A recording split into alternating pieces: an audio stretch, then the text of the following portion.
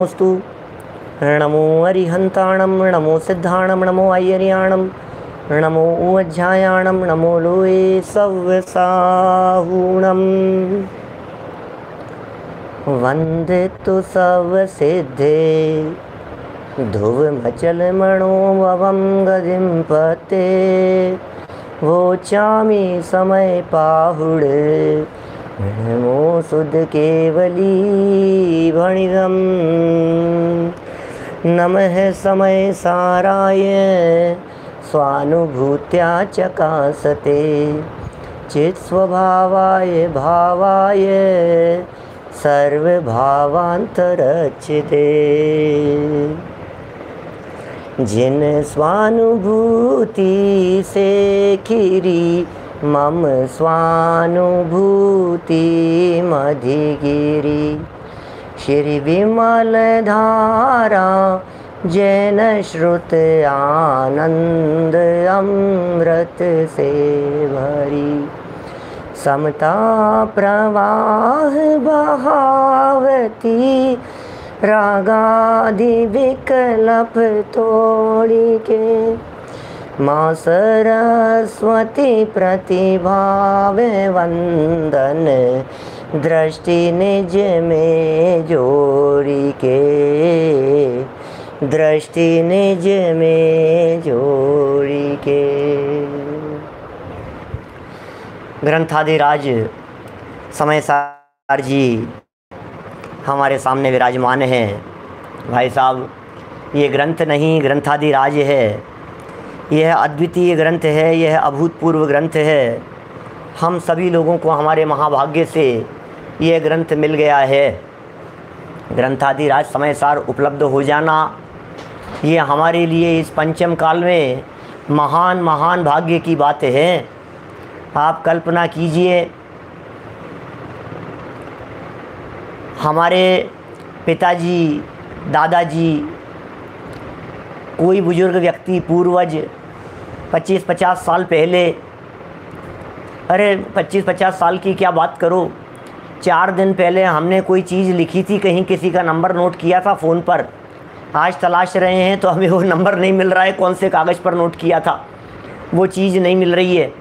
25-50 साल पहले की दादाजी परदादाजी की लिखी हुई कोई रचना हो एक आध पेज में, और हम यदि उसे ढूंढना चाहें तो तलाश करने में कई दिन लग जाते हैं, वो मिलती नहीं है।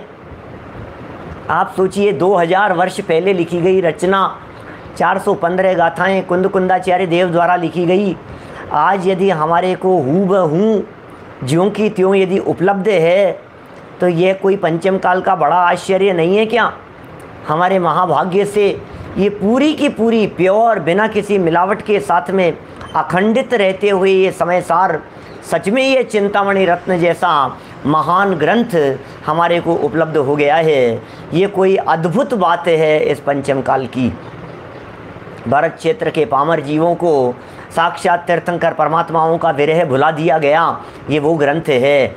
जिस ग्रंथ को पढ़ने पर, जिस ग्रंथ को देखने पर, जिस ग्रंथ को जानने पर, जिस ग्रंथ के माध्यम से भगवान आत्मा का अनुभव करने पर हमें जो साक्षात तीर्थंकर परमात्मा है, उन साक्षात तीर्थंकर परमात्माओं का विरह न रहे। साक्षात तीर्थंकर परमात्मा, अरे तीर्थंकर परमात्मा भी क्या करते। जयसेनाचार्य ने एक स्थान पर लिखा, ऐसा तात्पर्य वृत्ति में उन्होंने लिखा कि समूह शरण में भी चला जाएगा तो तीर्थंकर परमात्मा कहीं हाथ पर रख करके तुझे आत्मा नहीं दिखाएंगे। वहाँ भी ये जीव तुझे अपने ही पुरुषार्थ से, तुझे निजी पुरुषार्थ से तुझे आत्म तत्व की अनुभूति करनी होगी। अपने ही पुरुषार्थ से आत्म तत्व की अनुभूति की जा सकती है। ऐसा नहीं होगा कि सीमंदर भगवान, महावीर भगवान समूह शरण के अंदर बैठे हुए तुम्हें बुला करके ये बात कहें कि हे संजीव इधर आओ, आओ इधर आओ, और बुला करके कहें कि हाथ आगे करो और अब ऐसे और ले ये आत्माएं, अब देख ऐसा होता है आत्मा। नहीं होगा भाई साहब। वहाँ भी वे उपदेश ही देते हैं और हमें उस उपदेश के माध्यम से ही उन बातों को सीखना होता है, जानना होता है, समझना होता है अपने ही पुरुषार्थ से। यहाँ भी हमारे को ये जो समय सार मिल गया है, इस समय सार के माध्यम से कुंद कुंदाचार्य देव और परवर्ती समस्त लोगों ने हमें इस समय सार स्वरूप भगवान आत्मा को जानने, पहचानने और समझने की विधि बतलाई है। मूल ग्रंथ हम यहाँ से प्रारंभ करें उससे पहले मैं हमारे कुछ ऐसे नए साथियों के लिए कुछ बातें कहना चाहता हूँ। मेरे पास में प्रश्न भी आया टोरंटो से हमारे मुकेश जी का कि पंडित जी ये छंद क्या होते हैं, कलश क्या होते हैं, गाथा क्या होती है, टीका क्या है, गद्य और पद्य में टीका कुछ तो ये, क्योंकि बहुत सारे आप जैसे भाई साहब बहुत सारे ऐसे लोग हैं हमारे नए नए साथी, युवा साथी, बालक, नए नए लोग, वो जानते ही नहीं है समय सार को कैसे पढ़ना। कहीं कुछ आ गया, नंबरिंग के अंदर ही उटपटांग हो जाता है भाई साहब। 15 नंबर के बाद में 25 नंबर आ गया, 36 नंबर के नीचे आगे चल करके देखो तो कुछ और नंबर आ गया, 29 के बाद में 36 नंबर दिखाई दे रहा है। ये समझ में ही नहीं आ रहा है ये नंबर क्या है, ये नंबर कैसे चल रहे हैं इस ग्रंथ में। तो थोड़ा सा ग्रंथ का परिचय होना भी हमारे को ज़रूरी है, अदरवाइज़ हम कंफ्यूज हो जाएंगे। हम गाथा निकालने के लिए कहेंगे आप कलश निकाल देंगे, हम कलश निकालने के लिए कहेंगे आप गाथा निकाल देंगे। कलशों के नंबर अलग चल रहे हैं, गाथाओं के नंबर अलग चल रहे हैं। आज तो हम जो समय सार की शुरुआत कर रहे हैं, यद्यपि पिछले 3 दिन से हम समय सार की चर्चाएं आपके बीच में कर रहे हैं, आज चौथा दिन है समय सार की चर्चा करते हुए, तो भी एक बार इन मोटी मोटी बातों को जान लेना ज़रूरी है।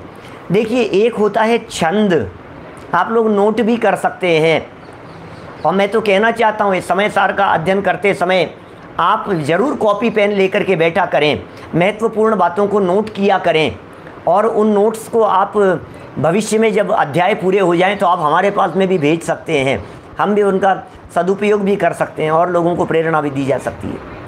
देखिए क्या कह रहे हैं, छंद होते हैं हिंदी के छंद, छंद है, उन्हीं छंदों में, छंद जो हिंदी के हैं उन छंदों के बहुत तरह के रूप हैं। हिंदी के जो छंद होते हैं उनमें दोहा भी होगा, सोरठा भी होगा, हरि गीत होगा, रोला छंद होगा, कभी चौपाई होगी, वो सब छंद हैं, हिंदी के छंद कहलाते हैं। वो हिंदी भाषा में लिखी गई गा कर के बोले जाने वाली रचना वो छंद कहलाती है। बहुत तरह के छंद होते हैं। हाँ, जब गा कर के बोले जाने वाली चीज़ हिंदी की जगह संस्कृत में होती है तो उसे छंद नहीं कहते, उसे श्लोक कहते हैं। एक हो गया छंद और दूसरा हो गया श्लोक। क्या ख्याल में आ रही है बात? एक तो है छंद और दूसरा है श्लोक। छंद है हिंदी भाषा में अलग अलग तरह के, इसी तरह से संस्कृत में है श्लोक। वे श्लोक भी जो संस्कृत भाषा में होते हैं वे भी अलग अलग तरह के होते हैं धुन के अनुसार। कभी मालिनी छंद होगा, कभी शार्दूल विक्रीडित छंद होगा, कभी वसंत तिलका छंद होगा, श्लोक कहते हैं उसे, कभी मंदाक्रांता होगा, कभी अनुष्टुप होगा। तो ये सब क्या है? ये संस्कृत के श्लोक हैं।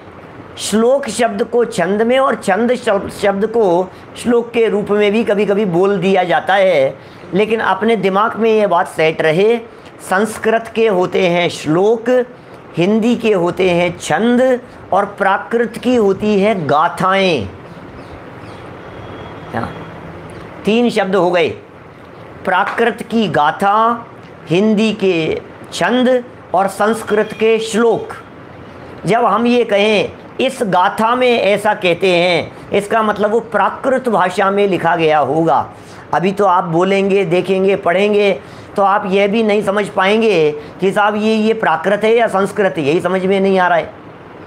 धीरे धीरे समझ में आने लगेगा। कुंदाचार्य देव ने प्राकृत भाषा में 415 गाथाएं लिखी। क्या प्राकृत भाषा में उनका नाम है गाथा, और उसके ऊपर अमृतचंद्र आचार्य देव ने टीका लिखी। टीका कहते हैं व्याख्या, टीका कहते हैं उसका स्पष्टीकरण, टीका कहते हैं विस्तार, विस्तार से समझाना। बोलचाल की भाषा में कहते हैं ना अपन ऐसा, भाई ज़्यादा टीका टिप्पणी मत करो। टीका टिप्पणी का मतलब उस बात को थोड़ा सा विस्तार से कहना, व्याख्या करके कहना, ये होती है टीका। अब ये जो टीकाएं होती है, इन टीकाओं में एक होती है गद्य टीका और एक होती है पद्य टीका। गद्य क्या होता है? जहाँ गा करके नहीं बोला जाता, रीडिंग जहाँ होती है, रीड की है अपन ने किसी चीज़ को, वो कहलाती है गद्य। पद्य उसे कहते हैं जो गा करके बोला जाता है। पद्य क्या है? जिसे भी गा करके बोला जावे वो सब पद्य कहलाता है। और जो रीडिंग करते हैं, जैसे जो चैप्टर होते हैं, वो सब चैप्टर होते हैं गद्य। और जो छंद होते हैं, दोहे होते हैं, गाथाएं होती हैं, श्लोक होते हैं, ये सब कहलाते हैं पद्य। पद्य माने गुनगुना करके जिन्हें बोला जाए, गाया जाए, वो सब पद्य है। कुंदकुंदाचार्य, अमृतचंद्राचार्य, और मैं ऐसा भी कह सकता हूँ कि हमारी जैन परंपरा में टोडरमल जी के पहले तक मुख्य रीति से, समझना, मुख्य रीति से, टोडरमल जी के पहले तक मुख्य रीति से पद्य में ही रचनाएं लिखी जाती थी। गद्य तो बहुत कम लिखा गया है, और गद्य था भी तो संस्कृत भाषा में गद्य था। टोडरमल जी से ये परंपरा, क्योंकि उनसे पहले जो भी हुए, पांडे राजमल जी ने लिखी तो कलश टीका लिखी, फिर उन्होंने नाटक समय सार लिखा, बनारसी दास जी ने, सबने पद्य पद्य लिखे, है ना। सूत्र क्या चीज़ होती है? एक शब्द आता है सूत्र। सूत्र क्या है? वो सूत्र हैं संस्कृत भाषा में शॉर्ट में लिखी गई कुछ मार्मिक बात, वो कहलाती है सूत्र। क्या मतलब? सूत्र कहते ही उसे। सूत्र माने क्या होता है? मैथमेटिक्स के अंदर सूत्र होते हैं, गणित में फॉर्मूलाज, फॉर्मूले होते हैं ना, कि भाई ये सूत्र याद कर लो, इसका ये क्या कहते हैं उसे, फॉर्मूला याद कर लो। तो इसी तरह से सूत्र वे होते हैं जिनमें बहुत संक्षेप में कोई मार्मिक बात कह दी गई हो, ऐसी चीज, कम से कम अक्षर हों जिसमें, और ज़्यादा से ज़्यादा भाव भरे हों, वे होते हैं सूत्र। तत्वार्थ सूत्र में सूत्र हैं, परीक्षा मुख सूत्र हैं, संक्षेप में लिखे गए हैं। गाथाओं को भी सूत्र कह देते हैं। अरे कुंदकुंदाचार्य देव सूत्र लिख रहे हैं, ऐसा सूत्र का अवतार हो रहा है, आगे लिखेंगे ये। चलिए, इतनी बातें तो ये थोड़ी बहुत गद्य, पद्य, गाथा, श्लोक वगैरह के बारे में हुई। अब मैं आपको बतलाना चाहता हूँ, कुंदकुंदाचार्य देव ने एक मंदिर बनाया समय सार की गाथाएं लिख करके।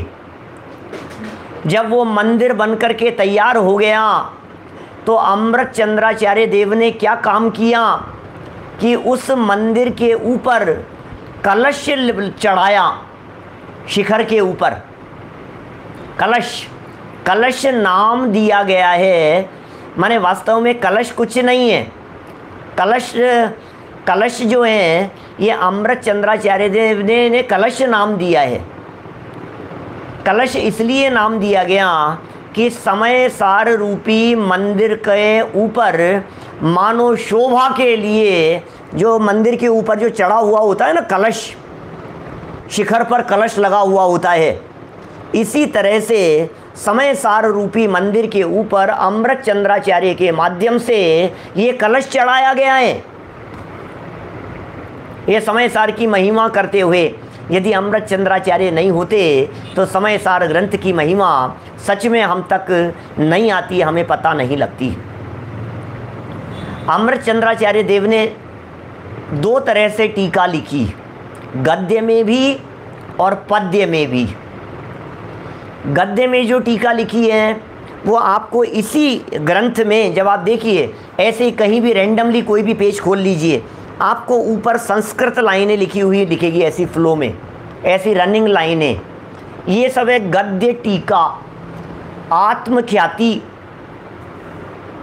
गद्य टीका है, ये गद्य में फ्लो है ये सब। और इनके बीच में कहीं कहीं आपको संस्कृत में श्लोक लिखे हुए दिख जाएंगे, शार्दूल विक्रीडित, मालिनी, इस तरह के संस्कृत के श्लोक दिखेंगे आपको।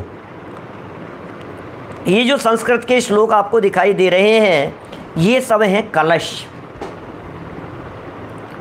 तो गाथाओं के बीच बीच में जब गाथाएं कुंदकुंदाचार्य देव लिखते हैं तो उनके ऊपर अमृत चंद्राचार्य देव ने गद्य के अंदर पहले व्याख्या लिख दी। तो गद्य की व्याख्या में तो अमृत चंद्र क्या करते हैं, विषय का स्पष्टीकरण। ध्यान देना, मैं स्टाइल बतला रहा हूँ, मैं शैली बतला रहा हूँ। जब गद्य लिखते हैं अमृत चंद्राचार्य देव तो मूल गाथा में क्या बातें आई है, उनमें क्या शब्द आए हैं, उनका क्या मर्म हो सकता है, उस मर्म को गद्य में ऐसे फ्लो में रिटर्न लिखते चले जाते हैं वो। और जब वे कलश लिखते हैं तो मानो वे भाव विभोर हो जाते हैं, और भाव विभोर होकर के मानो कुछ गुनगुनाने लगते हैं। म्यूजिक, संगीत, गुनगुनाना, भाव विभोर हो जाना, भावों से भर जाते हैं। तो फिर वो ऐसे कलशों की रचना करते हैं। तो जहाँ भी कलश आए हैं वे कलश भाव विभोर होकर के लिखे गए हैं, और जो गद्य है वो कुंदकुंदाचार्य की गाथाओं का मर्म प्रस्तुत किया गया है। तो इस तरह से गाथा हो गई, गाथा की व्याख्याएं हो गई माने टीका, और फिर कलश हो गए अलग से। वास्तव में कलश क्या हैं, संस्कृत के श्लोक हैं। सारे दुनिया भर में जिन्हें संस्कृत के श्लोक कहा जाता है समय सार में उनको ही कलश कह करके पुकारा गया है। अभी समय सार ग्रंथ कुंदकुंदाचार्य देव का तो आगे ही शुरू होगा। हम यहाँ अमृत चंद्राचार्य देव के प्रथम कलश से चर्चा को शुरू कर रहे हैं। समय सार ग्रंथ के ऊपर दो महत्वपूर्ण प्राचीन टीकाएं उपलब्ध होती है। एक बार उनके नाम भी जान लेना चाहिए हमारे को, बहुत है ऐसे तो विस्तार, लेकिन दो आचार्यों की मुख्य टीकाएं हैं। एक का नाम है अमृत चंद्र आचार्य और दूसरे का नाम है जयसेन आचार्य। क्या अमृत चंद्र आचार्य, ये अमृत चंद्राचार्य देव ने टीका लिखी, समय सार की टीका अमृत चंद्राचार्य देव ने 1000 वर्ष बाद में। कुंदकुंदाचार्य देव 2000 वर्ष पहले हुए, तो अमृत चंद्राचार्य देव 1000 वर्ष पहले हुए। और अमृत चंद्राचार्य देव के लगभग 250-300 साल बाद में एक और आचार्य हुए जिनका नाम है जयसेन आचार्य। जयसेन आचार्य, उन्होंने भी समय सार ग्रंथ के ऊपर टीका लिखी। जयसेन आचार्य देव ने, उन्होंने अपनी टीका का नाम रखा तात्पर्य वृत्ति। टीकाओं को भी नाम रखे जाते हैं अलग। अमृत चंद्राचार्य ने अपनी टीका का क्या नाम रखा, अमृत चंद्राचार्य की टीका का क्या नाम है, आत्मख्याति। अमृत चंद्राचार्य ने आत्मख्याति रखा अपनी टीका का नाम, जयसेनाचार्य ने टीका का नाम तात्पर्य वृत्ति रखा। जब कभी ऐसा कहा जाता है कि समय सार में तात्पर्य वृत्ति में ये बात आई है तो इसका मतलब समझना चाहिए जयसेनाचार्य ने टीका में ये बात लिखी है। जब कभी ये कहा जाए कि समय सार आत्मख्याति में ये बात कही गई है तो इसका अर्थ ये समझना चाहिए कि अमृत चंद्राचार्य इस बात को लिख रहे हैं। मैंने 2-3 दिन पहले आपको यह बात कही है कि हमारे पंडित प्रवर टोडरमल जी साहब, संभवतः पहले ही प्रवचन में मैंने ये बात कही थी, पंडित प्रवर टोडरमल जी साहब ने रहस्यपूर्ण चिट्ठी में ऐसा लिखा कि यदि आपको कहीं सिद्धांत देखना हो तो गोमट सार आदि में देखो, और आपको यदि अध्यात्म देखना हो वर्तमान काल में तो आप आत्मख्याति देखो। अध्यात्म, आत्मा की चर्चा, गहरी आत्मा की चर्चाएं यदि आपको कहीं मिलेगी वर्तमान युग में, वर्तमान काल में, तो आप मान लीजिए आत्मख्याति में मिलेगी। माने कुंदकुंदाचार्य देव की मूल गाथाओं से भी 2 कदम आगे बढ़ कर के अध्यात्म की गहराइयाँ इस आत्मख्याति में देखने जानने को मिलती है। तो एक हो गई आत्मख्याति, वो है अमृत चंद्राचार्य की टीका। एक है तात्पर्य वृत्ति, वो जयसेनाचार्य की टीका है। जयसेनाचार्य की टीकाओं में कहीं कहीं कुछ गाथाएं अतिरिक्त भी मिलती है। जब कभी ऐसे प्रसंग यहाँ समय सार में आएंगे तब हम और उस विषय को खोलेंगे। आज तो हम सबसे पहले मंगलाचरण का श्लोक, मंगलाचरण स्वरूप जो कलश है उससे बात को प्रारंभ कर रहे हैं। हम जिस टीका को यहाँ चला रहे हैं, यह बात भी ध्यान देने योग्य है कि यह टीका डॉक्टर हुकमचंद जी भारिल द्वारा लिखी गई समयसार की टीका है, जिसका नाम है ज्ञायक भाव प्रबोधिनी टीका। ये समयसार ग्रंथ और आत्मख्याति, वास्तव में तो समयसार और आत्मख्याति की टीका है ज्ञायक भाव प्रबोधिनी, अकेले समयसार की नहीं है, समयसार भी और आत्मख्याति भी। इसका मतलब कुंदकुंदाचार्य और अमृतचंद्राचार्य, इन दोनों के हृदय में बैठ करके उनके शब्दों की व्याख्या और विस्तार दादा ने ज्ञायक भाव प्रबोधिनी के माध्यम से किया है। हम शब्दशः इनको पढ़ेंगे।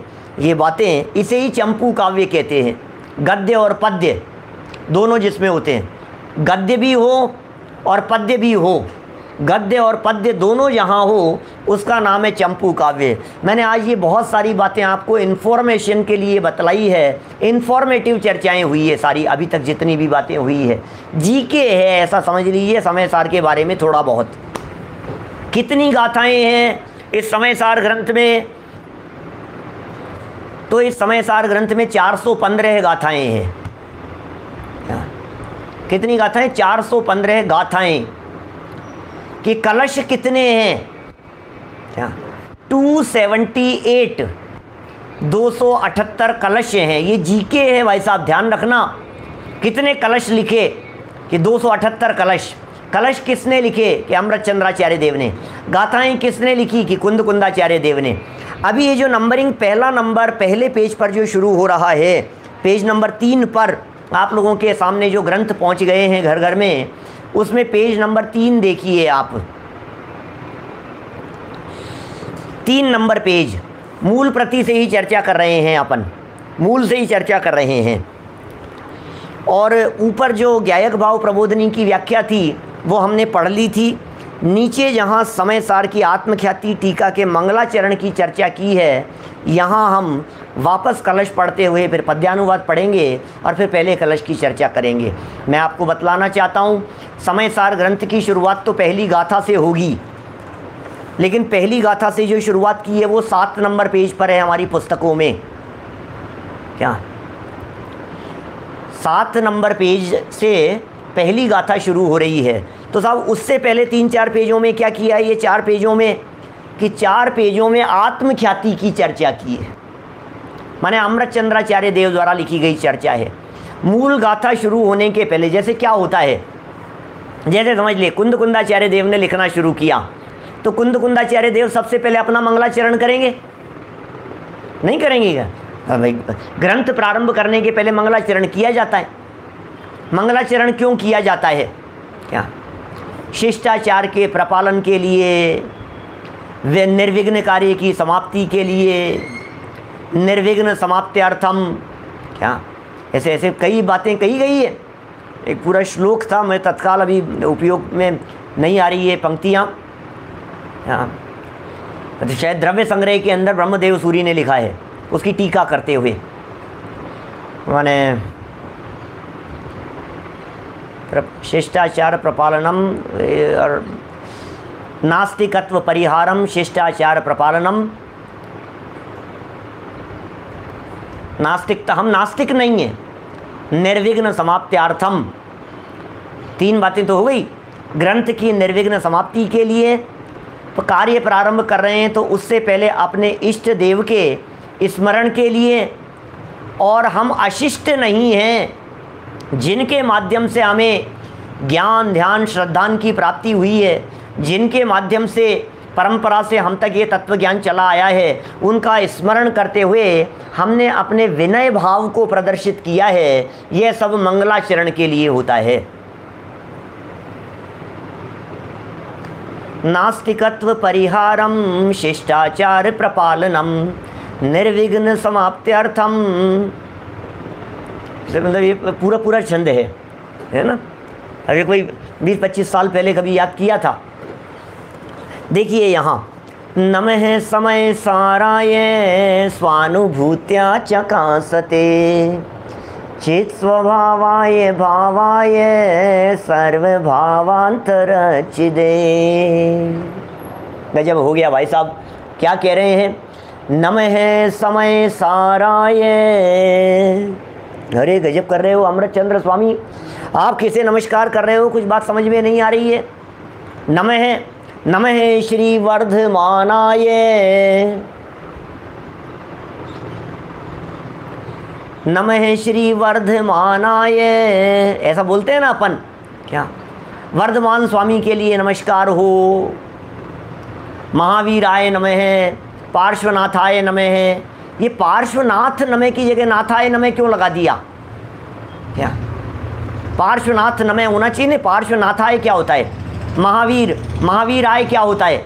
आदिनाथ, आदिनाथाय कर दिया, ये क्या होता है? समय सार नमः की जगह समय साराय नमः। ये समय साराय क्या चीज़ है भैया? नमः के योग में चतुर्थी विभक्ति का प्रयोग होता है। संस्कृत व्याकरण की कुछ बातें जहाँ जहाँ थोड़ी थोड़ी आती रहेगी, मैं बीच बीच में बताता रहूँगा। जब भी नमः शब्द का प्रयोग होता है तो उसका योग होने पर चतुर्थी विभक्ति का प्रयोग होता है। जैसे रामाय, हाँ, तो ऐसे ही समय साराय, समय सार के लिए, क्या समय साराय। फिर आगे लिखा है इन्होंने भावाय, चित स्वभावाय। तो ये सब चतुर्थी विभक्ति का प्रयोग है। इस तरह का चतुर्थी का प्रयोग होता है के लिए। जैसे कर्ता ने, ये प्रथमाएं, प्रथम। फिर कर्ता ने कर्म को करण से संप्रदान के लिए, तो जो चतुर्थी होती है ना वो संप्रदान है के लिए। तो नमः समय साराय, समय सार के लिए, समय सार के लिए नमस्कार हो। कि कौन से समय सार के लिए? ये समय सार क्या चीज़ है जिसके लिए नमस्कार किया जा रहा है? अभी करेंगे अपन बात। नीचे लिखा है, व्याख्या करते हुए लिखा है, इसलिए यहाँ नहीं बोल रहा हूँ मैं। वैसे मैं कह सकता हूँ, यही संस्कृत श्लोक का अर्थ भी कर सकता हूँ मैं, कि यहाँ समय सार के लिए नमस्कार है।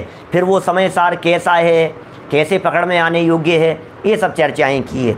चलिए इसी का हिंदी पद्यानुवाद, संस्कृत का हिंदी पद्यानुवाद किया दादा ने।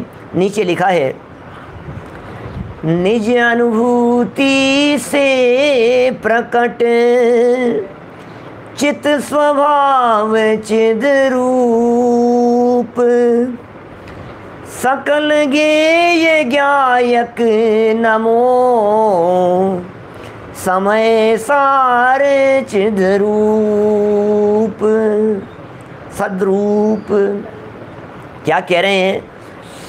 स्वानुभूति से प्रकाशित, वाह वाह, स्वानुभूति से प्रकाशित चैतन्य स्वभावी सर्व पदार्थों को जानने वाले सत्ता स्वरूप समय सार को नमस्कार हो।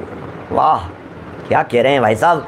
किसे नमस्कार किया है? कैसे नमस्कार तो किया है समय सार को, पहले कलश में समय सार को नमस्कार किया है। अब वो ग्रंथ समय सार भी कह सकते हैं, समय सार के कर्ता को भी याद किया है इसमें। और जो असली समय सार है भाई साहब, वो समय सार तो शुद्ध आत्मा है। समय सार माने आत्मा। यहाँ किसे नमस्कार कर रहे हैं? यहाँ आत्मा को नमस्कार कर रहे हैं, ज्ञायक भगवान आत्मा को नमस्कार कर रहे हैं। यहाँ त्रिकाली चैतन्य तत्व को नमस्कार कर रहे हैं। जरा देखिए नीचे की पंक्तियाँ देखिए, कुछ और पंक्तियाँ पढ़ते हैं अपने यहाँ जिस समय सार अर्थात शुद्धात्मा को नमस्कार किया गया है उसे 4 विशेषणों से समझाया गया है। एक बात तो अत्यंत स्पष्ट हो गई कि यहाँ जो नमस्कार किया है इस मंगलाचरण में, समय सार को जो नमस्कार किया है, ये समय सार शब्द का प्रयोग भगवान आत्मा के लिए ही है। पॉइंट टू बी नोटेड, भगवान आत्मा के लिए नमस्कार है, मतलब भगवान के आत्मा के लिए नहीं, भगवान स्वरूप आत्मा के लिए नमस्कार है। क्या कहा? जब जब हम इस ग्रंथादिराज समय सार को पढ़ते समय भगवान आत्मा शब्द का प्रयोग करेंगे, जब जब बोलेंगे भगवान आत्मा भगवान आत्मा भगवान आत्मा, तो आप समझ लेना ये भगवान के आत्मा की बात नहीं है। भगवान आत्मा दो शब्द हैं ना। तो भगवान शब्द का अर्थ अरिहंत सिद्ध भगवान नहीं है, भगवान का आत्मा नहीं है। मैं इसलिए भी ये बात आपके सामने कहना चाह रहा हूँ कि एक बहुत बड़े विद्वान, स्वर्गवास हुए ही 10-15 साल हो गए उनके। मैंने संस्कृत व्याकरण का अभ्यास उनके सानिध्य में किया बहुत सालों पहले, 25 साल पुरानी बात कहता हूँ। स्वर्गवास हुए करीब 15-20 साल हो गए होंगे उनका। वे जब जब हमारे मुख से भगवान आत्मा निकलता था वे बहुत नाराज़ होते थे। तो ये क्या भगवान आत्मा की बात करते हो, बार बार में भगवान आत्मा क्यों बोलते हो, आत्मा नहीं बोल सकते हो। हमारे शास्त्र सभा के अंदर भी आते थे, हमें भी सुनते थे। और हमारे पहले यहाँ संतोष जी झांझरी जी टोडरमल जी के मंदिर में प्रवचन करते थे, उनको भी सुनते थे। मैं उन विद्वान का नाम नहीं लेना चाहता, अच्छा नहीं लगता है, लेकिन वे बार बार में कहते थे क्या भगवान आत्मा की बातें, आत्मा बोलो ना। कंफ्यूज होते हैं हम भगवान आत्मा कहने पर। तो फिर बार बार में हम उनको कहते थे, फिर वही 2-4 दिन के अंदर घूम फिर करके वो बात कर ही देते थे कि तुम भगवान आत्मा मत बोला करो। अरे भाई, ये भगवान के आत्मा की बात नहीं है, यहाँ तो उस आत्मा की बात है जो आत्मा ही भगवान है। क्या हम भी भगवान हैं, हम भी परमात्माएं हैं, उस समय सार की यहाँ चर्चा की जा रही है। यहाँ शुद्ध आत्मा स्वरूप समय सार की चर्चा की जा रही है। समय सार शब्द का अर्थ क्या होता है? समय माने वस्तु, और वस्तुओं में सारभूत वो जीव तत्व, आत्म तत्व के लिए भी समय सारी आगे आएगी चर्चा। और समय अर्थ आत्मा और सार शब्द का विशेषण किया उसकी शुद्धता को बतलाने के लिए। इस तरह से समय सार माने द्रव्य कर्म, भाव कर्म और नौ कर्म से रहित शुद्ध आत्मा, वही समय सार है। यह चर्चा आगे दूसरी और तीसरी गाथा में आगे जब आएगी तब अपन इसकी चर्चा करेंगे। समय सार शब्द की व्याख्या करेंगे कि आखिर समय सार शब्द के माध्यम से क्या कहा जा रहा है। यहाँ तो बिल्कुल स्पष्ट शब्दों में ये बात हो गई कि ये जो समय सार की चर्चा है, ये समय सार की चर्चा शुद्ध आत्मा को बतलाने के लिए कही गई है। चलिए आगे बढ़ते हैं। यहाँ इस मंगलाचरण में 4 विशेषणों का प्रयोग किया गया है, ध्यान रखिएगा। 4 विशेषणों से इस मंगलाचरण में चर्चा की है। कौन कौन से 4 विशेषण? भावाय, पेज नंबर 4 पर देखिए। भावाय, दूसरा पॉइंट चित्त स्वभावाय, 3 नंबर पॉइंट सर्वभावांतरच्छिदे एवं चौथा बिंदु स्वानुभूत्या चकासते। वाह, बड़ी गजब की बातें हैं भाई साहब। क्या कह रहे हैं यहाँ पर? उक्त 4 विशेषणों से समय सार के 4 विशेषण दिए हैं, याद रखना। भगवान आत्मा के लिए दिए हैं, समय सार के लिए 4 विशेषण दिए हैं। मंगलाचरण रोजाना बोलेंगे, पंक्तियाँ याद रखना। नमः समय साराय स्वानुभूत्या चकासते। ओहो, नमः समय साराय, मैं समय सार को वंदन कर रहा हूँ, समय सार के लिए मेरा वंदन है। स्वानुभूत्या चकासते, ओहो, स्वानुभूति के माध्यम से ही जिसे चखा जा सकता है, रस लिया जा सकता है, स्वाद लिया जा सकता है। स्वानुभूति के माध्यम से ही जो प्रकाशित होता है, प्रकाशमान होता है, स्वानुभूति के माध्यम से जो पकड़ में आता है, ऐसा है वो समय सार। चित स्वभावाय, चित स्वभावाय, चैतन्य स्वभाव वाला है। भावाय, भाव स्वरूप है। और सर्वभावांतरच्छिदे, ओहो, क्या क्या एक एक शब्द दिए हैं, बड़े गजब गजब की शब्दावली का प्रयोग हुआ है। और इन 4 विशेषणों में क्रम भी लगा दिया है। ये क्रम क्या है कि पहली बात कही भावाय, भाव कहते हैं पदार्थ को, भाव कहते हैं द्रव्य को, भाव कहते हैं वस्तु को। भाव माने वस्तु। देखिए अगले शब्द पढ़ता हूँ, फिर उसके बाद थोड़ी सी व्याख्या करूँगा। उक्त 4 विशेषणों से समय सार के द्रव्य, गुण और पर्याय स्वभाव को समझाया गया है। वाह वाह, क्या बात कह रहे हैं। इन विशेषणों के माध्यम से क्या बतलाया गया है? भगवान आत्मा के या समय सार के द्रव्य स्वभाव को बतलाया है, गुण स्वभाव को बतलाया है और पर्याय स्वभाव को बतलाया है।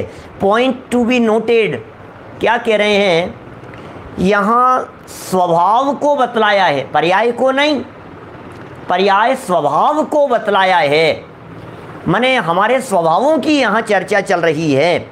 देखिए, भाव कह करके तो द्रव्य, भाव माने द्रव्य, भाव माने होती है वस्तु, भाव माने होता है पदार्थ, द्रव्य हैं तो भावाय माने द्रव्य की चर्चा हो गई। चित्त स्वभावाय कहकर गुण की चर्चा की है। चित्त स्वभावाय, चैतन्य स्वभाव, ज्ञान दर्शन स्वभाव ये है, ये गुण की बात हो गई। और सर्वभावांतरच्छिदे और स्वानुभूत्या चकासते कहकर पर्याय स्वभाव को स्पष्ट किया गया है। तीनों बातों के माध्यम से ये आचार्य देव क्या कहना चाह रहे हैं, द्रव्य को जानो, गुण को जानो और पर्याय को जानो। सबसे पहले भावाय की चर्चा की, अस्तित्व की चर्चा की। भावाय कहकर के अस्तित्व बतलाना चाहते हैं, भावाय कहकर के सत्ता बतलाना चाहते हैं, भावाय कहकर के कहना चाहते हैं जिस भगवान आत्मा की हम चर्चा कर रहे हैं वो भगवान आत्मा हवा में नहीं है, वो भगवान आत्मा काल्पनिक पदार्थ नहीं है, उस भगवान आत्मा का अस्तित्व है, वो भगवान आत्मा मौजूद है, उस भगवान आत्मा की सत्ता है। जिस समय सार की चर्चा कर रहे हैं, पहला विशेषण क्या दिया, भावाय। भावाय कह करके क्या कहना चाह रहे हैं, है भाई साहब है। क्योंकि कभी कभी ऐसा भी होता है, दुनिया भर में अनेक अनेक प्रकार के लोग हैं, कोई ये कहे अरे आत्मा वात्मा कुछ नहीं होती, ऐसे भी तो लोग हैं। तो उन्हें कह रहे हैं भाई साहब ये आत्मा है, इसका अस्तित्व है, इसकी सत्ता है। क्योंकि जब तक सत्ता ही सिद्ध नहीं होगी, जब तक अस्तित्व ही सिद्ध नहीं होगा, तब तक उसकी चर्चा करना ही बेकार है। जैसे हम आपसे ये कहें आत्मा का अनुभव करो साहब, आत्मा का अनुभव करो, ये बात कहें तो आप ये कहेंगे आत्मा है भी या नहीं है क्या। जैसे हम ये कहें लड्डू खाइए साहब, लड्डू खाइए, तो आप ये कहेंगे साहब लड्डू खाने के लिए कह रहे हो लेकिन सामने लड्डू तो है ही नहीं। मैंने देख लिया, पूरी थाली देख ली आपने, जो यहाँ सामने मेरे लिए जो लगा रखा है ब्रेकफास्ट, नाश्ता लगा रखा है, इसमें लड्डू तो है ही नहीं, तुम कह रहे हो लड्डू खाइए लड्डू खाइए। तो जिसे खाने की बात कह रहे हो, जिसका स्वाद लेने की बात कह रहे हो, उसका अस्तित्व होना चाहिए। क्या उस अस्तित्व की सिद्धि के लिए सबसे पहले यहाँ भावाय कह करके बात कही गई है। अदरवाइज यदि ये भावाय नहीं होता तो ये वंध्या सुत के समान चर्चा हो जाती, बांझ के बेटे के समान चर्चा हो जाती। भाई साहब है ही नहीं, क्या बात करो, वस्तु तो होनी चाहिए, फिर कह दिया है तो सही भाई साहब। क्या क्या ये नास्तिकों का निराकरण हो गया, यहाँ नास्तिकता की का परिहार हो गया। अस्तित्व कह करके, नास्ति नहीं है, अस्ति है, सत्ता है। फिर दूसरी देखिए बात, है तो सही लेकिन कैसा है तो सही लेकिन पकड़ में कैसे आएगा, है तो सही लेकिन पहचानेंगे कैसे, कोई पहचान का चिन्ह है क्या कि हाँ पहचान का चिन्ह है ना। वो देखो दूसरा विशेषण दिया, वहाँ क्या दिया, चित्त स्वभावाय। क्या चित्त स्वभावाय, ओह अपने उमा स्वामी आचार्य देव है ना, ये उमा स्वामी आचार्य देव, ये उमा स्वामी आचार्य हैं, इन्होंने जीव का लक्षण बतलाते हुए लिखा उपयोगो लक्षणम। यहाँ चित्त स्वभाव आए कह करके कहना चाह रहे हैं भैया ज्ञान दर्शन वाला है, गुण वाला है, उसमें गुण भी है, निर्गुण नहीं है, उसे निर्गुण मत समझ लेना। क्योंकि दुनिया में बहुत सारे लोग हैं जो वस्तु को निर्गुण मानते हैं, बहुत सारे लोग ऐसे हैं जो नास्ति की बात करते हैं, अस्तित्व को ही स्वीकार नहीं करते हैं। तो दो मतों का खंडन यहाँ हुआ, पहला नास्तिकता का परिहार, नास्ति का परिहार, नास्ति नहीं है मतलब नास्ति का निषेध हो गया, अस्तित्व की चर्चा हुई। और दूसरी बात कहकर के कि ये भगवान आत्मा ज्ञान दर्शन आदि अनंत गुणों का अखंड पिंड है, यह बात कहकर के सर्वथा निर्गुण मानने वालों का भी यहाँ निराकरण कर दिया गया कि आप इसे सर्वथा निर्गुण नहीं माने। इस भगवान आत्मा में जानने देखने का गुण पाया जाता है, जानने देखने का लक्षण पाया जाता है, ज्ञान लक्षण है इसमें। ज्ञान से भगवान आत्मा पहचाना जाता है। आत्मा को ज्ञान से पहचानेंगे, आत्मा को दर्शन से पहचानेंगे, ज्ञान और दर्शन के माध्यम से आत्मा पहचाना जाएगा। ये चर्चा यहाँ कह रहे हैं दूसरे विशेषण के माध्यम से, जिसमें क्या कहा गया, चित्त स्वभाव आए, ये बात हुई। फिर कह रहे हैं भाई साहब, इसको जिसको आप जानने की बात कह रहे हो, हमें एक बात बतला दीजिए। जानने की बात तो हमारे को समझ में आ गई, लेकिन ये जानता किसको है? क्या किसको जानता देखता है? तो ये कह रहे हैं भाई साहब, जहाँ जानने देखने की बात कह रहे हैं तो उसका जवाब दिया, सब पदार्थों को जानने देखने के स्वभाव वाला है। ये पर्याय की बात हो गई। क्या कहा था पहला? भावाय, भावाय कहकर के अस्तित्व की चर्चा की, सत्ता है।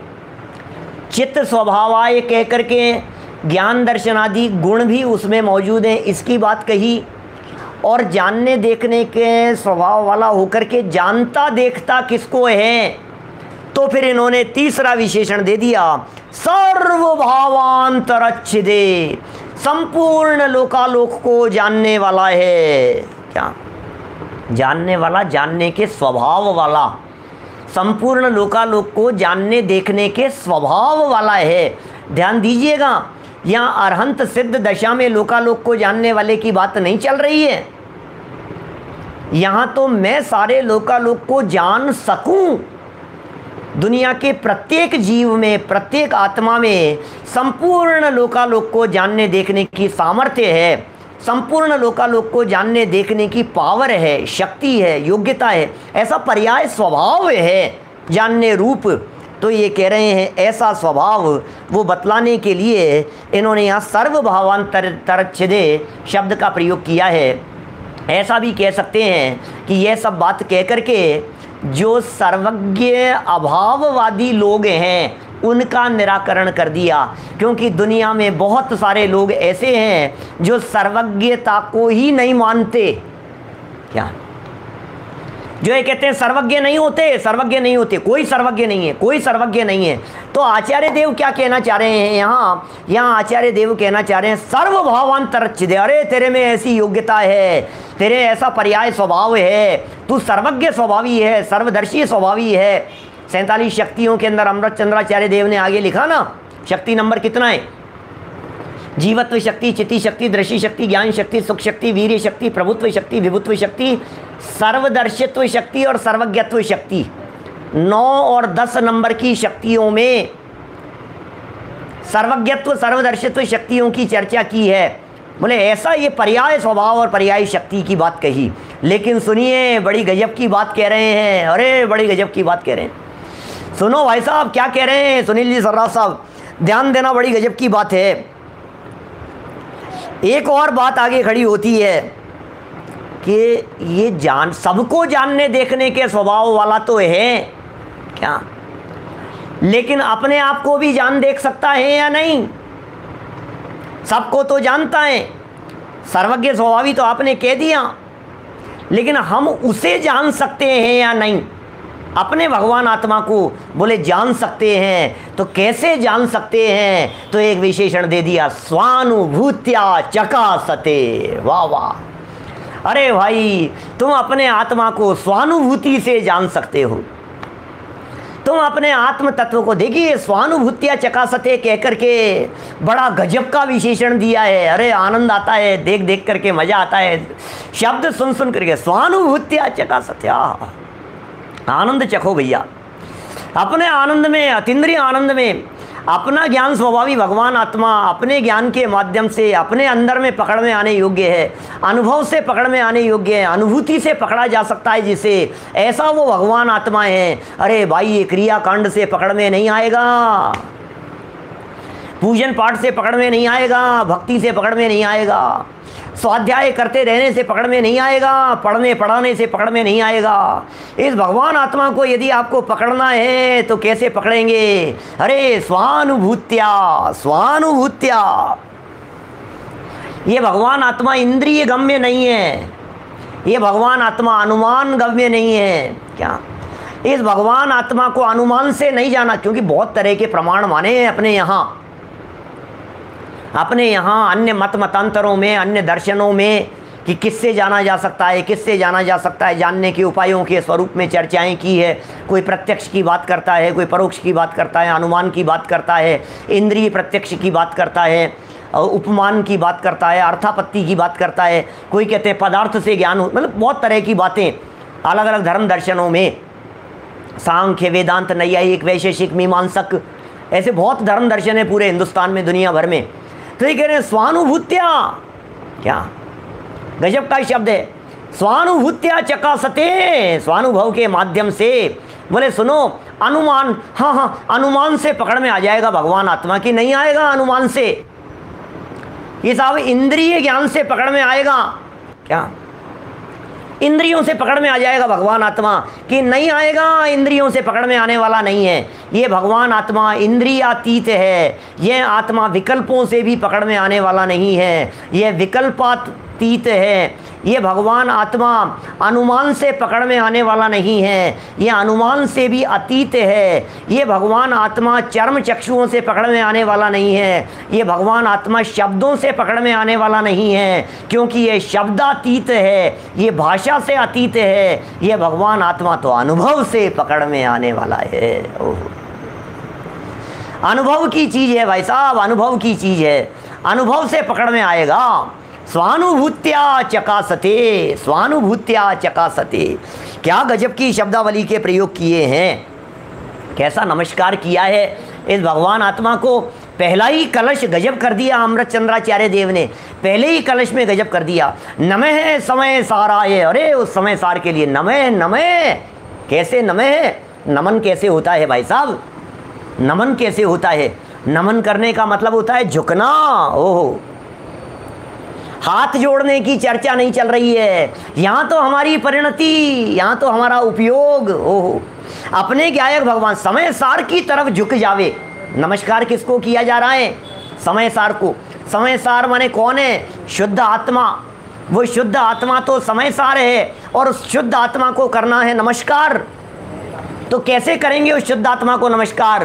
कि पर की तरफ झुकती हुई हमारी परिणति, पर से हटकर जब अपने समय सार स्वरूप आत्मा की तरफ झुकती है, तो ये होता है भाव नमस्कार। ये अभेद नमस्कार है। क्या ये कैसे नमस्कार की बात कर रहे हैं? ये अद्भुत नमस्कार की बात कर रहे हैं भाई साहब। ऐसा नमस्कार कुंदकुंदाचार्य देव की, अमृत चंद्राचार्य देव कर रहे हैं। स्वयं को, स्वयं का नमस्कार, अभिनंदन, अभिवादन, अपने द्वारा अपने आप को नमस्कार करना। मैं कभी कभी सिद्ध चक्र विधान के बीच में पूछता हूँ, चर्चा करता हूँ, कभी अपने आप को अर्घ चढ़ाया है क्या? कभी अपने आप को भी अर्घ चढ़ाया है क्या? आइए जैन साहब कि हाँ चढ़ाया है। ये क्या बात कर रहे हो? अपने आप को ओम ह्रीम श्री संजीव जिनेन्द्राय नमः, ऐसे ऐसे ऐसे अपने आप को अर्घ कैसे चढ़ाया है? अरे भविष्यकालीन सिद्धों को, भूतकालीन सिद्धों को, वर्तमान, भूत और भविष्य त्रिकालवर्ती सिद्धों को, त्रिकालवर्ती सर्व सिद्धेभ्यो नमः अर्घम निर्वपामीति स्वाहा। जब हम ऐसा कहते हैं, त्रिकालवर्ती सिद्धों को जब अर्घ समर्पित करते हैं, तो हम भी तो भविष्यकालीन सिद्ध हैं प्रमोद जी भाई साहब। हम भविष्यकालीन सिद्ध नहीं है क्या? भविष्य में सिद्ध होने वाले नहीं है क्या? तो जब हमने भावी सिद्धों के लिए अर्घ समर्पित किया, तो अपने आप के लिए भी अर्घ समर्पित हो गया। नमः समय साराय कह करके अपना उपयोग और अपनी परिणति अपने आत्म स्वभाव के सन्मुख होकर के, उसमें एकाकार होकर के, तादात्म्य होकर के झुक जावे, समर्पित हो जावे, इसका नाम है भाव नमस्कार। ये भगवान आत्मा ज्ञान का ज्ञेय है, ये भगवान आत्मा ध्यान का ध्येय है, यही भगवान आत्मा श्रद्धान का श्रद्धेय है भाई साहब। ये भगवान आत्मा द्रव्य गुण और पर्याय से समय सार को यहाँ वंदन किया गया। देखिए पंक्तियाँ पढ़ता हूँ, समय तो भागता है, फटाफट देखिए जरा, क्योंकि जहाँ तक पंक्ति पढ़ी थी अपन ने जस्ट उसके आगे चौथी लाइन है, चौथे पेज पर, क्योंकि मोह के नाश का उपाय द्रव्य गुण पर्याय से निज भगवान आत्मा को जानना ही है। ये मोह के नाश का उपाय कुंद कुंदाचार्य देव ने द्रव्य गुण पर्याय से भगवान आत्मा को जानने की बात कही थी कि नहीं साहब अरंत को जानने की। अरे अरंत को जानना तो निमित्त मात्र था, अरहंत को जान करके जानना तो अपने आत्मा को था। जो जानदी अरहंतम दव्वत गुणत पज्जयतेहिम, सो जानदी अपाणम, वो आत्मा को जानता है। अरे आत्मा को जो द्रव्य पने, गुण पने और पर्याय पने जानता है, उसके दर्शन मोह का नाश हो जाता है। इसका मतलब पहले ही कलश में अमृत चंद्राचार्य देव दर्शन मोह के नाश की विधि बतला रहे हैं। क्या पहले ही कलश में दर्शन मोह के नाश की ये विधि बतला दी गई। देखिए आगे पढ़ते हैं। यहाँ जिस समय सार स्वरूप भगवान आत्मा को नमस्कार किया जा रहा है, वह सर्वज्ञ पर्याय सहित भगवान आत्मा की बात नहीं है। ओहो, ये सर्वज्ञ पर्याय सहित भगवान आत्मा की बात नहीं है, अपितु सर्वज्ञ स्वभावी त्रिकाली ध्रुव भगवान आत्मा की बात है। सर्वज्ञ स्वभावी, सर्वज्ञ स्वभावी, सर्वज्ञ नहीं, सर्वज्ञ स्वभावी, सर्वज्ञ स्वभावी भगवान आत्मा की बात है। इस प्रकार यहाँ यह कहा गया है कि मैं उस समय सार रूप शुद्धात्मा को नमस्कार करता हूँ। क्या मैं उस समय सार स्वरूप शुद्धात्मा को नमस्कार करता हूँ, जो कैसा है, सत्तावान है, चैतन्य स्वभावी है, भावाय सत्तावान है, चित्त स्वभावाय चैतन्य स्वभावी है, सर्वभावांतरच्छिदे सर्वदर्शी एवं सर्वज्ञत्वादी शक्तियों से संपन्न है और स्वानुभूत्या चकासते, और स्वानुभूति द्वारा प्रकाशित होता है। मैं उस भगवान आत्मा को नमस्कार कर रहा हूँ। एक और बड़ी गजब की बात है यहाँ, ये तो द्रव्य स्वभाव की दृष्टि से वंदन हुआ है, लेकिन यदि ये सर्वज्ञत्व सर्वदर्शित्व को पर्याय की दृष्टि से देखा जावे तो ये जो समय सार स्वरूप जो हो गए हैं, ऐसे अनंत सिद्ध भगवान को वंदन भी सर्वदर्शित्व सर्वज्ञत्व कह करके ये देव को वंदन हो गया। समय सार जो ग्रंथ है, ग्रंथ समय सार, उसको भी वंदन समय सार कह करके हो गया, तो शास्त्र को वंदन हो गया। और समय सार कहते ही समय सार के वंदन में कुंद कुंदाचार्य देव को वंदन हो गया। इस तरह से गुरु को भी वंदन हो गया। तो हम यह भी कह सकते हैं कि देव को, शास्त्र को और गुरु को ये वंदन भी इस मंगलाचरण के अंदर गर्भित हो गए हैं, समाहित हो गए हैं। इस तरह से ये अमृत चंद्राचार्य देव का लिखा हुआ ये मंगलाचरण का पहला श्लोक, पहला कलश आज हमने यहाँ पढ़ा है। कल चर्चा दूसरे कलश से आगे बढ़ाएंगे। अभी की बात को हम यहीं विराम देते हैं। हम सभी समय सार मय हो जावें, समय सार को अपनी दृष्टि का विषय बनावें। और ये समय सार की शुरुआत है। मैं कहना चाहता हूँ आप सभी से कि आप इस समय सार की चर्चा जन जन में प्रचारित प्रसारित कीजिए, लोगों को कहिए, लोगों को बताइए, सभी लोग जुड़ें। प्रथम भूमिका वालों के लिए है चर्चा, कोई गहरे स्वाध्याय की ज़रूरत नहीं है। अभ्यास करने वाले सब लोगों के लिए यह चर्चा है। बहुत मार्मिक गहराई से चर्चाएं की है। इस विषय वस्तु को कल आगे बढ़ाएंगे। अभी जनवाणी स्तुति। निज निधि निज में बताई, यह अनंत उपकार है, उसके लिए जिन वाणी माँ को वंदना शत बार है, वंदना शत बार है।